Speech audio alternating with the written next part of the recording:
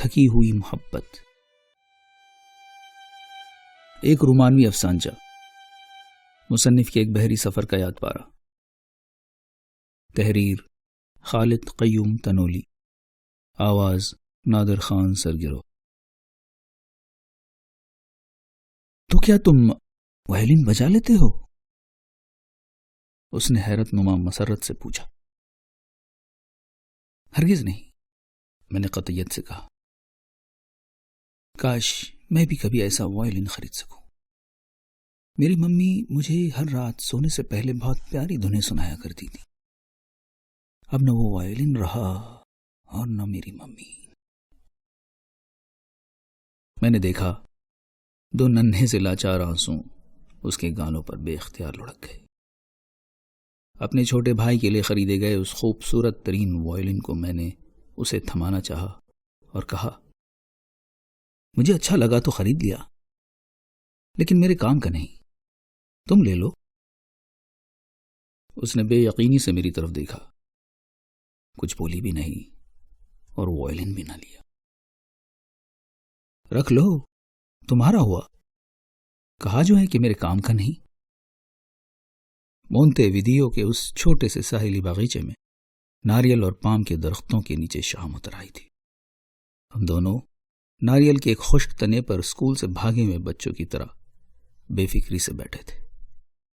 وہ وائلن کے تاروں پر بہت مدھم اور مدھر انداز میں گز پھیر رہی تھی اور دھن بہت پرسوز تھی، اتنی پرسوز کہ بچپن کے سارے خواب آنسوؤں میں ڈھل کر بہنے لگے. اس کی آنکھیں بند تھیں، وائلن کے نازک تار مسلسل لرزش میں تھے اور دھن کی لے speak speak speak to me تھورا کے غیر مرئی لفظوں کا احساس دلا رہی تھی. اس کی گرفت وائلن کے گز پر اتنی سخت تھی کہ ہاتھ کی پشت پر نیلی نیلی رگیں ابھر آئی تھیں.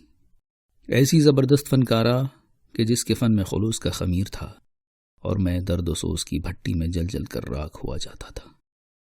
دھن کی لے بڑھتی گئی حتیٰ کہ جوں ہی اس نے سسکی سی بھری تو میں نے دیکھا گز وائلن کے تاروں میں الجھ گیا، تار ٹوٹ گئے اور اسی لمحے سورج نے مغرب کے افق پر دم توڑ دیا. اوہ what an unbearable burden of life. I am tired. اس کے لہجے میں بلا کا کرب اور آنکھوں میں طویل مسافت کی گرد تھی.